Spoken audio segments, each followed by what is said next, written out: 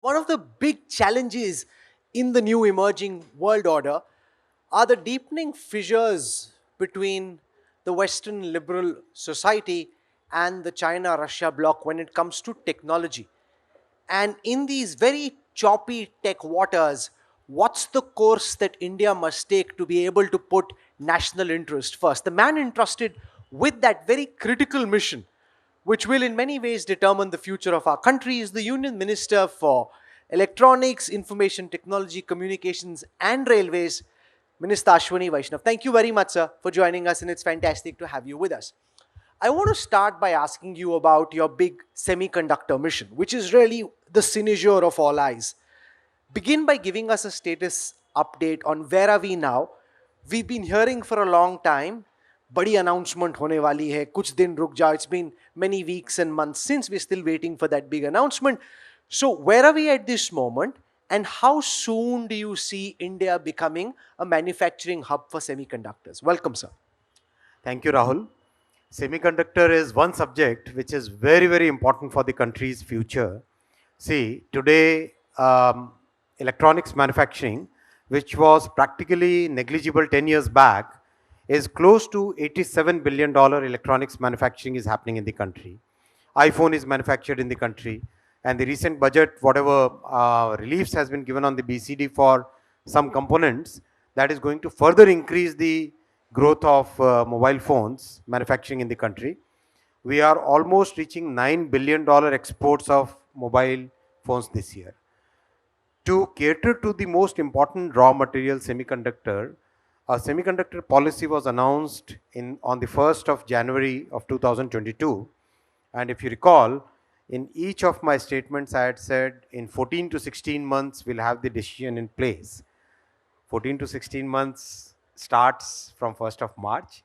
Just wait for that much time. What I can tell you is, as an update, there is very strong, very positive reaction, very positive approach by semiconductor majors for India. And that's because of three things. First, we have very good talent base here. Second, the entire ecosystem which is required for semiconductor, the government has contacted each and every of those ecosystem participants. They are willing to come here. They have committed to come here. Third, a very good long-term plan which is there for 10 years. Our plan is for 10 years, right? So this kind of talent base, this kind of ecosystem, this kind of commitment for a long term, which is what is very unique to the country, and we should be seeing some real majors coming to India in the coming months. So while we still wait for this idea to translate into reality, you would have seen very high profile criticism from the likes of Raghuram Rajan and many others about the semiconductor policy. I interviewed him at the World Economic Forum in Davos, and I'll quote certain aspects of his philosophical arguments and get you to respond to it. The first is that you got a $10 billion PLI scheme in trying to make India a semiconductor manufacturing hub. 50% of the project costs for domestic production will be taken care of by the government. One of the concerns your critics have is, what's the guarantee that once the PLI incentives are done away with, that these manufacturers will actually stay? PLI disguises uncompetitiveness of manufacturing, and there is a possibility that a hub like Vietnam may be able to attract some of these players once our government's incentives end. So let's start by getting you to respond to that. Mr. Raghuram Rajan is a very well-known economist. I respect him a lot. When people marry economics with politics, their views change. Before 2014, Mr. Raghuram Rajan was always going for increasing credit, increasing credit, increasing credit. After May 2014, as the RBI governor, he changed his totally he changed his stance. He said, no, tighten, tighten, tighten, tighten. The person who says that we should not be promoting manufacturing in this country, would you take his argument seriously? Had he been a neutral, a professional economist, I would like to get on a debate with him. But today, he is colored by his affiliation for a particular political party. Rather than giving a professional economic rationale, he is giving politically colored arguments. It's interesting to see the minister's response because my impression of Minister Vaishnav so far has been a technocrat. I've seen you now punching back as a politician, which is good. Now, the other criticism that I've heard, and I'm keen on getting you to respond to it, is the technology of the semiconductors which will be manufactured in India. Now, from what we've heard from Vedanta Foxconn, initially they'll produce semiconductors which are 28 nanometers. Now, it's being said that already the world is at 5 nanometers, and by the time this manufacturing facility becomes live, 3 nm semiconductor chips could be in production. So, the concern is that we're actually spending a lot of money or giving a lot of incentive for technology which will be dated by the time it gets started. This is a totally misplaced concern. If you look at the way semiconductor industry is evolving, and this is a development of last 4-5 years, right? Today, almost 52% of the total semiconductor market is in three sectors. What are those three sectors? First is electric vehicles, second is telecom equipment, third is power electronics. These are the three sectors in which semiconductors are having more than 50% of the demand today. And what are these sectors requiring? These sectors require higher voltage because they have to carry more current. So they have to, these are basically applications which are called high power applications, right? All these applications require semiconductors in the range of 35, 45, 60, those nanometers. So the entire world today is actually rebalancing their semiconductor manufacturing and getting more and more towards the higher nodes because that is where the demand is. If you look at the US CHIPS Act, they have kept a special provision for the higher nodes because everybody can see the future, the telecom revolution of 5G. It's a huge demand base, electrical vehicle demand. These are huge demand bases for semiconductor, and all these will be in the higher nodes. The other concern is that there is already a global semiconductor production glut. Much of what is already being produced is finding no buyers because there's excess production capacity, lesser demand. And therefore, if the slated aim of your policy is to encourage semiconductor exports from India, who will be doing the buying if there's already a production glut? See, the semiconductor industry took about 50 years or 45 years to reach a level of about $600 billion, right? Next 6 years, it is going to reach $1 trillion. That is the growth which is there in semiconductor industry. Every industry will have its ups and downs, but there is a clear, consistent increase in demand. There are certain nodes which have demand today, lesser demand, which is a dip, but a large majority of the nodes, especially the higher nodes that we were talking just now, they are still in short supply, they are still in very high demand. I want to come to cryptocurrency, where it's being said that there's some kind of a standard operating procedure for crypto assets which is being worked on as part of the G20 deliberations that are happening. As the Minister for IT, how do you wrap your head around what kind of crypto regulation should be worked on by the government as part of a larger G20 plan? Nobody other than government should ever issue any currency. Very clear. Every government, that's the fundamental basis of economics of any country over last many centuries, right? So crypto as a currency is a clear no-no. Clear no-no. Crypto as a technology, the distributed ledger technology, the blockchain technology, that is one big thing which we must all promote, and our focus has to be primarily on the technology behind cryptocurrency rather than crypto as a currency. The other thing I want to talk about, which comes through the budget, is your plan to revive BSNL. That you think of this as a strategic asset, and some of the arguments we are hearing is similar to what the government used to previously say about Air India. Now, a lot of people are concerned, saying that given that this is likely to be money not wisely spent, I don't want to say down the drain, but money not necessarily wisely spent, and that BSNL has been such a laggard for so long, why is the government even bothering to make this investment? Because इससे होना तो कुछ है नहीं. Um, let us meet after about 10-12 months. Then I'll ask you this question: BSNL में क्या transformation हुआ?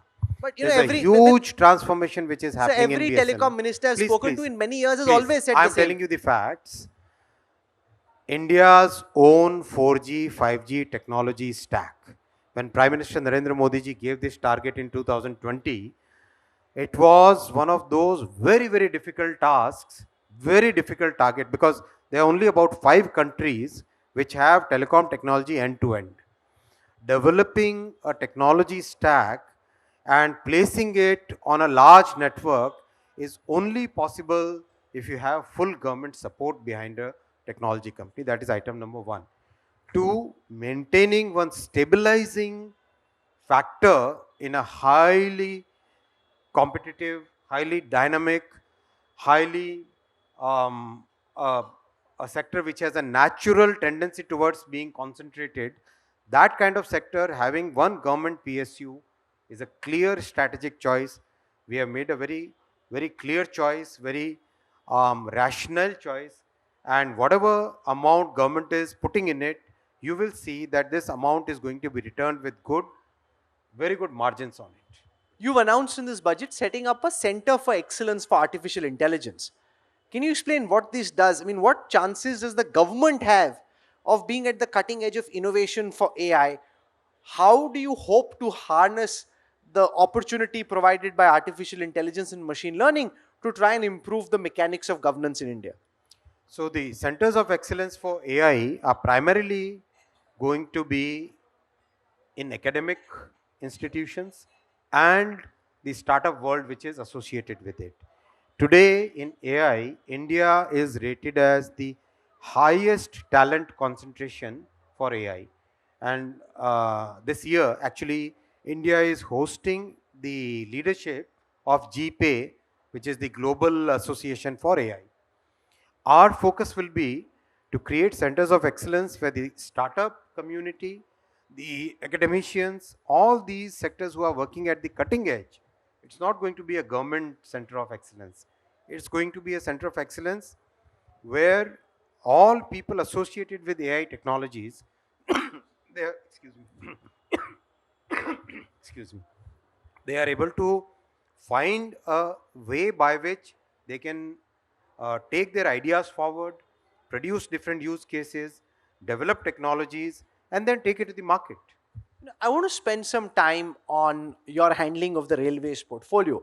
Now, the good thing is that the budget allotted to the railway ministry as a percentage of total expenditure, which used to be about 1.5% in 2008 2009, is now projected to be at 5.5%. So, this is the highest allocation for the railways at 2.4 lakh crores. Explain to everyone sitting here, how are you intending to best use the extra money you've got? See, railways had a huge infrastructure deficit for many years. If you look at comparable countries, they invested significant amounts 30 years back. Unfortunately, in India, before 2014, railway was never considered as a sector in which you should be investing. 2014 onwards, the investment started from just about 20-25,000 as the budgetary allocation. Prime Minister Modi ji immediately doubled it to 45,000 crore when he took the responsibility of the country, kept on increasing it, and the result is visible.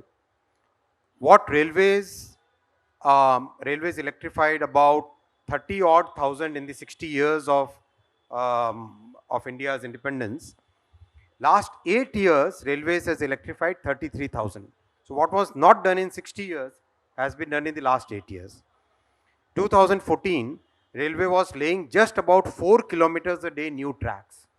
This year, railway is laying 12 kilometers a day new railway tracks. Stations are getting modernized. New technology trains are coming, and these are like Vande Bharat. The entire technology has been developed in India, manufactured in India. I mean, India's talent, which was designing for the world, is today getting an opportunity to develop for the country. In terms of cargo, in 1950s, in railways was having about 80% market share. At its lowest, railway reached 26% market share in cargo. Last year, from 26% to 27%, there is an increase. And this year, likely railway will be ending at 28% market share. So all these things have been possible only because the We had focus. Gadkari ji in the morning. He says he'll ensure that all the other competitive means of avenues for transport will be impacted because of the roads that he's building. He says for places like Delhi, Mumbai, for places like Delhi, Chandigarh, and various places that he named, आपको और कुछ जरूरत ही नहीं पड़ेगी 2 घंटे में यहाँ पहुंच जाओगे तो he's competing with you. He's got the same idea. Absolutely, every sector will have great scope. See, transport economics basically plays out up to 200, 250 kilometer, road is the right choice. From 250 to about 1000 kilometers, rail is the right choice. Beyond 1000 kilometers, air is the best choice. That is the way transport economics plays But out in one all of countries. the things that all railways ministers have spoken of very elaborately is the idea that there is excess railway land which is lying unmonetized, that there are these railway stations which can be handed over to the private sector.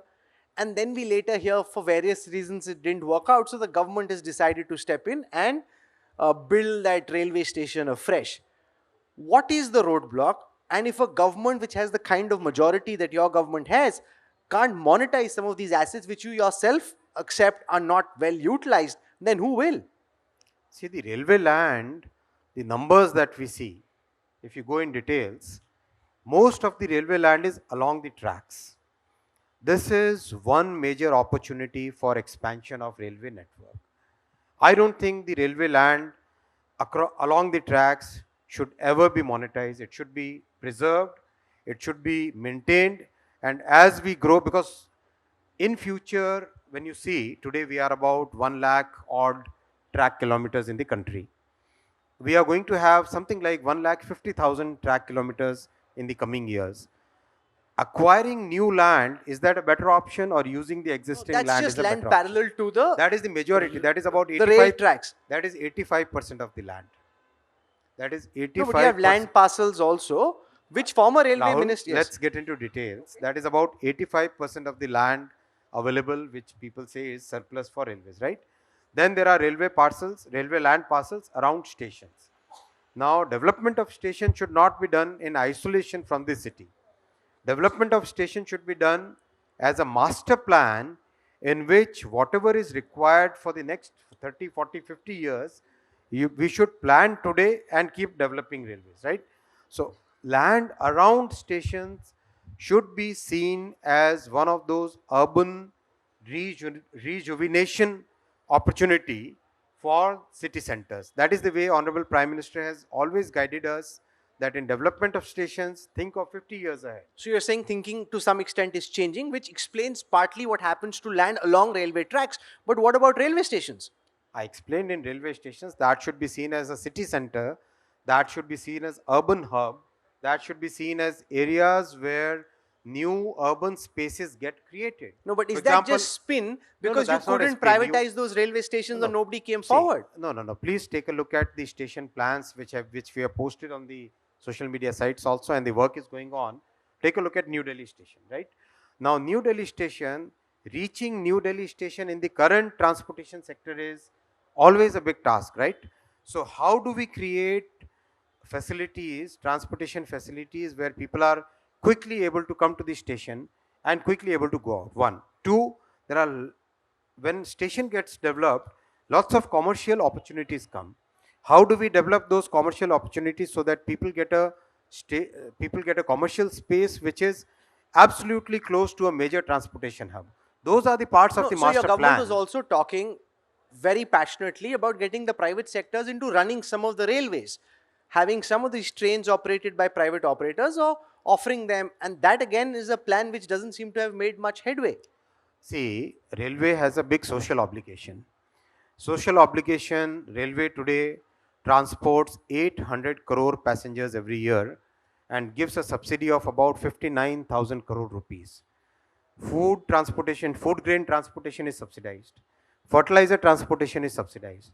There are at least 70 odd commodities which are subsidized. it's a large social obligation which railways is meeting, right? No, so then there has In been a under change in those thinking, under but those nobody's ever conditions, told us Rahul, under those transparently that there's a Rahul, you change have in to thinking. listen, man. If you have to ask a question, you have to listen to the answer also. Under those social obligations, it is it is very important that we maintain a balance, and railways is a strategic sector where government has taken a clear decision that railway will not be privatized. One of the things which was said by the Modi government itself when Suresh Prabhuji was railway minister was that, and this is in 2016, that by 2023, which is now, the first bullet train would start running between Mumbai and Ahmedabad. To some extent, there were issues with land acquisition, the government itself, which was a hostile government to your government, didn't help. Now you're talking about 2027. Is that a firm commitment, or do you think this is again an idea which is taking much more time than originally anticipated to fructify? I will actually invite you to go and see the site. The construction is happening at such a torrid pace, such a fast pace. Already 140 kilometers of pillars have been cast, almost 28 kilometers of girders have been laid. All the 8 rivers, the bridges are, they have reached a deck level. All the 13 stations, the work is going on. Yes, in the Maharashtra section, till Mr. Thackeray was the chief minister, he never gave any permissions, never gave any clearances.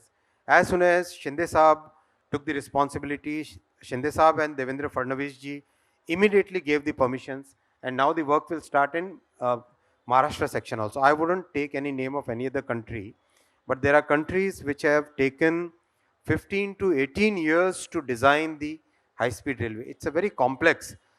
See, driving a car at 100 kmph is a difficult thing, controlling it.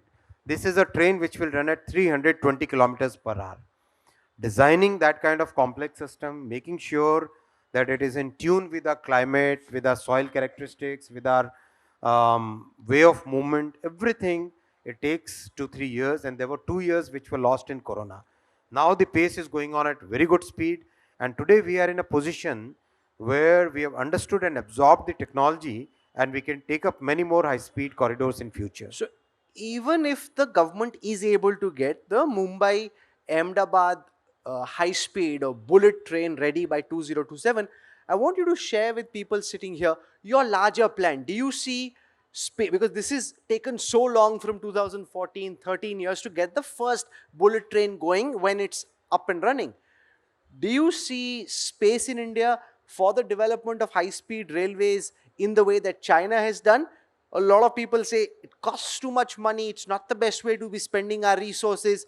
Will this be a one off showcase project, or can this be an example which you replicate in other parts? Just go a bit deeper into transport economics and urban economics, right? When a high speed rail project comes, what does it do? High speed rail is not merely a transportation project.